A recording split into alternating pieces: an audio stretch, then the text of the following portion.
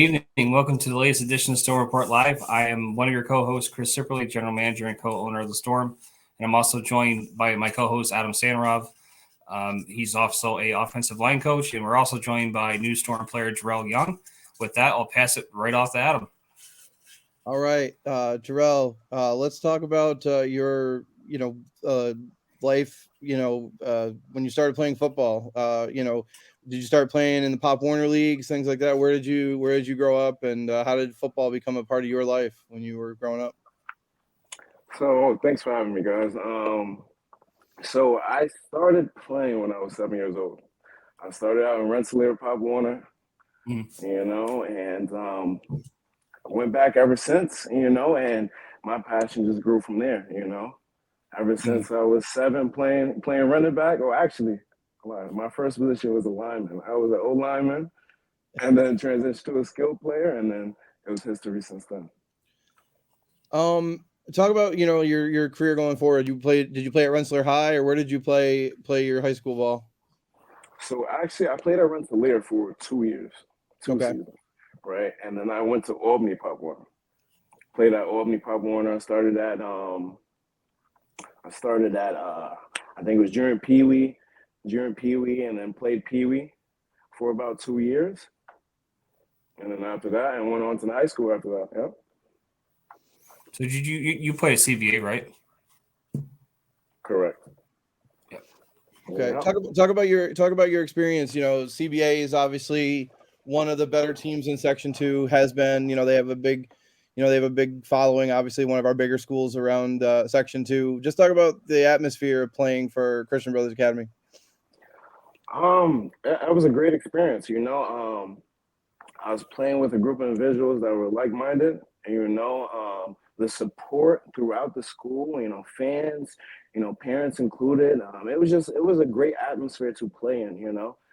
We had the history with the Saber, and just playing on that field. I still have memories to having those lights on and playing under those lights. It was always a great feeling. Who was one of your mentors growing up, or someone that you looked up to in terms of like why you started playing football, or why you kept playing football? What was that? Maybe a coach, or maybe a family member, something like that, that was your kind of inspiration to continue to play the game? I went to my mom. My mother was always been my inspiration. She started me out. She put me in there, she put me in different sports, let me, pick out one for myself to see which one fit me. Football was always the consistent one, consistent one that stayed. I did love basketball, but football I was always more special in football. It came naturally, and, it was a better fit for me, right? Right. And, as time went by, when I was young, I seen my mom push. I seen her work. I seen her work hard. Just me and her, and she gave me that drive to keep going. And then further than that, going on to college aspect of things. I was around a great friend group. A great friend group where we all influenced each other. It's like, yo, you guys can do it. We could do it. We could play at the next level. We got the talent. Like, let's stick together and let's do this. So I feel like that really like put the icing on top for me, and helped me push to where I am now. Talk about getting recruited to attend Cortland. Obviously, a great D3 school in the Empire 8 for all their sports, and they've had a history of obviously having a great football program as well. Just talk about maybe a little bit of the recruiting journey, and then how you kind of decided to go to Cortland and play for the Red Dragons. So coming out of high school, I was recruited by Cortland. I was recruited by some of the D3 schools. I had some interest from some D1s, but I was kind of late in the process too. I was late in the process with everything, and now it's got to the point where I got to find a school I want to go to. Right. Find a decision. Not just end up at Yep. Exactly. So I end up applying. My mom, she spoke to me about UB. She went to UOB, so she spoke to me about, Buffalo, because I didn't want to stay here. I was like adamant about me leaving, Yep. So, I end up, receiving an opportunity to go to UB. And then the darndest thing happened. I'm at work. I'll tell you guys a quick story if you mind. Of course. I'm at work. This is for. Yeah, absolutely. I'm working at Chipotle. I worked at the Chipotle right there in, West. Is it West? No, Stuyvesant Plaza. All right, working Stuyvesant Plaza. I'm serving bowls and everything, and the head coordinator, defensive coordinator, comes into my job. I recognize him on the spot. I'm like, hey, you're Bob Borland from UB, right? And the defensive coordinator spoke to him, and he thought I played for UOB because I was a decent size, coming out of my senior year. And, he went to my school because he was recruiting one of my younger linebackers and then asked about me. And then, I was fortunate to get a, PWO, that following season at UB. So, that's God works in wondrous ways. But, on the verge of that, coming from that, I was recruited by Cortland, but, I never had too much interest in it. I wasn't sold, Yeah. And then, after I transferred out, I went to Hudson Valley, came home for a little bit. And, I was like, I wasn't sure if football was my thing. I wasn't sure. Well, football was always my thing. I wasn't sure if you know what, maybe I should put it down. Maybe I, Right. I don't know, maybe I should work, get some money in my pocket, start the real life, And then, I kind of got an epiphany. I was like, you know what? I got to put the pads back on. Someone's just telling me, put the pads back on. Get back to the fields. I feel like a piece was missing from me, And that's a tough thing. I mean, for guys, guys that, it's like, gotta, need support, a family or yourself or the people around you. And, maybe that the football doesn't become an option until it does. And that's with us. Tell me a little bit about that. Coming on to the Storm, how you kind of found out about us. If you're Albany Pop Warner, that means you're with Coach Grimes. So therefore, that's probably it. But tell me, in your own words, how you kind of got involved with the Storm and how you heard about us. And now you're going to be playing with us next year. So actually, I know, Kaya Chili, Joey Ward, Mike Temple, those are some of the guys that I grew up with, since Pop Warner, since those days. And, I saw that they were, they had an opportunity to play. And I'm like, I'm not ready to take my cleats off. I'm not ready to put them down yet. I still want to continue this process. You know what I mean? Let it take its course. And yeah, so I reached out to them and they gave me, they let me know that Coach Grimes was going to be the head coach of the team. And I was like, let me reach out. Let me reach out and see if I get an opportunity because, that would be great for me to continue my career. And I know, Sip, you guys were talking before we got on to the live. One of the, obviously we're looking for a quarterback. We're trying to find, the best guys that we can find. And tell me a little bit about, playing that position and all the things that come along with that to play the quarterback position. No, he played cornerback. Oh, I'm sorry, cornerback. I heard way wrong. No, it's all right. No, that's fine. You've got to be a leader on the defense. That's the only difference. You're a leader on offense versus leader on defense. Talk about being a leader on defense and how what you can bring to the Storm in terms of being a leader on defense. So one I would have to say, experience. One, being on different teams, playing at the next level. I can bring that experience and to the team. One. Two, camaraderie and energy. I'm an energetic type of person, I like to influence those around me, I want to be great. And one, I want to win. I got a winning mentality. I came here to win. I'm glad that you said that because, like, one of the things, like, you were telling that story a few minutes ago about how you ran into the defensive coordinator from UB. That tells me there's attention to details, meaning you recognized him. That's a good thing too. Is always to be engaged and always take a look around your surroundings because you just never know who you're going to run into. And the same thing with, like, the game of life is a lot like football. Same thing. Like you gotta pay attention to the details. If you don't, those details will keep you from doing special things. Right. 100%. Obviously you talk about the winning mentality, you talk about those things. When's the last time you played? Like it was last fall, basically the 2022 season. Correct. So we've talked to some people, and it's like some of them are right out of like high school. Others have been out of the game for a few years, and they're like, I couldn't put it down. You can talk about that in terms of like going from, you've played at the Division III level, you played at Cortland State, and so it's not that much time. It's only been a few months between. Okay, like I don't think my football journey's over yet. Mm-hmm. Talk about that decision to go and say, okay, I might be done with the college experience, and I'm graduated from there, but I still believe I have something for football. So out of my college career, I only played 2 seasons. I did play. I had some great experiences. Mm-hmm. Made some plays, but I still have unfinished business. That I feel like that's what it comes down to. I'm not satisfied. I'm still having fun playing. So I'm not going to put it down until I'm not having fun anymore. So and I have That's unfinished important. business. Like we were talking, before we went on, like somehow, Adam and I are both in our 40s somehow already. And you just don't get that. you just don't get that time back. Like if you are having fun and you can still, and your body and your mind is allowing you to do it. You just don't get those time, that time back. So. And I played one season in 2012. I can't believe that's been 11 years.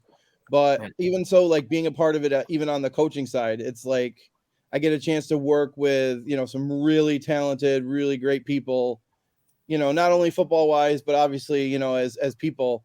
And, it's opened my, horizons to a whole different thing, being able to help work with you guys on the football field. So even for me, not like putting on the pads anymore, but still being a part of it is huge. Even at 42. Well, yeah, definitely. Like somebody asked me, and not me exclusively, but there was a post out on Facebook somewhat recently from Nia Lowe, I think her name is. She does pick six photography. She's very talented, and she put out some things, wanting to know why people, continue to do things at this level. And one of the things that came up obviously is mental health. That's one of the first things I mentioned to her. And the second thing was for me, team owners, anybody's involved with the team, like it allows me to kind of tie into my creative side. That I wouldn't really have a platform to do it. Like for instance, like this thing, if anybody can remember how it used to be, our logo, like all that stuff is like, it allows me to kind of do something that I wouldn't be able to do on a Monday to Friday. Like, not a lot of people know, like that isn't a sword. It's the Bennington Monument down the center of the helmet. So it just allows me personally to stay engaged and let me, keep my mind sharp too in that aspect. So I'm very, very thankful to have football. And over this last season, not having it, I've missed it quite a bit. But that's my 2 cents. I hear that. But I think that goes to, even like you said, going from the fall. Last time you played was what, November, December, somewhere in there in 2022.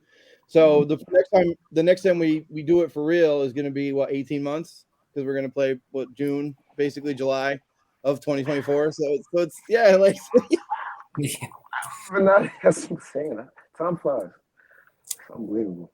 But you understand, that's where it comes. I mean, that's where that comes from. That passion for the game and the passion to put the pads on and be great. And that's, hopefully here is an opportunity for you and any of the guys that are going to play for us will have that opportunity to be something and, represent us and represent themselves in a big way. For sure, yeah, I'm excited for it. Definitely. So I'm going to put my I guess general manager hat on for a minute, Jarrell. Being here for I don't know, 2 months, I guess it is now in the end. Things have been kind of slow. I wouldn't say slowly coming together, but I guess slowly materializing is a better way of putting it. So far over the last couple of months, what's kind of been your thoughts about the team so far and where we're headed and what things look like for you from your perspective? So first thing I noticed was the care for your players, the care for the players, and the camaraderie that you guys try to bring. That's very important. I feel like that's very important to a team. Just like we have the group chat and you know, players and coaches are communicating hand in hand on a daily basis, well, almost on a daily basis. I feel like that's very important for the team chemistry. And the fact that we're rebuilding and everybody has this passion, has this fire underneath them to, you know, make this be a great thing is was really like kind of stuck out to me. And from my personal feeling, it's just like, it's giving me that good feeling to really push and, you know what I mean, to give my own into the team too. So it's over these past couple months, I had nothing but high hopes for the season and honestly just anxious and waiting for it. That's really what it is. I'm Yeah, ready to get started. no doubt. Like Coach Grimes and I talk, almost daily. I mean, Adam and I talk quite often. I mean, I even still talk to Patrick quite a bit. He's also the co-owner. But one of the things that we are talking about and seeing the most is like it's only October. We want to get going, and that's the hard part is like we want to get going, but we also don't want to rush it. So it's definitely a balancing act. But like I said, Coach Grimes and I speak all day. I know he's been putting into work to kind of bring us some special opportunities that we can't really talk about just yet. But there's a lot of good things coming. Our first meeting is this coming Friday. That's how I know what day it is. By the way, I see know. this thing that goes 2 days, and I'm like, oh, it's Wednesday, perfect. Yeah, right. Tomorrow he'll put another one; it'll say one day, and I'll be like, oh, it's Thursday, perfect. Yeah, Gary's going to be the cover boy tomorrow. So lucky Gary. Oh, there we go. Yeah. That's what I it's think exciting with us too is like between Jim and Gary and myself and Sip and I mean how many years? I mean, Gary's been coaching for how many years? I mean, 40 years, something like that, and with all different levels and everything. Like there's a ton of like experience, and that's only going to be good for when we get to it. And it's like, hey, like I saw this, at this time in my life, or I saw this in this part. So definitely something interesting. Just you talked about kind of the passion and stuff. Like it's been also a lot of experience too, which is big. Yeah. Yeah, and from an organizational standpoint, we're excited about the guys that are excited. Like, we don't want it to be a heavy lift. You guys, one of the things that we joke around about, at least internally, is we want to make it easy to football. And when it's easy to football is when you're excited about it. And that you're going to have the results, and that there's going to be opportunities, and that you're going to have success. And as long as you put in the work and do the right things, I see, this should be a fun ride for everybody involved. Like we have a lot of talented players here, a lot of talented people. So it should be very fun in the end. We just got to get there.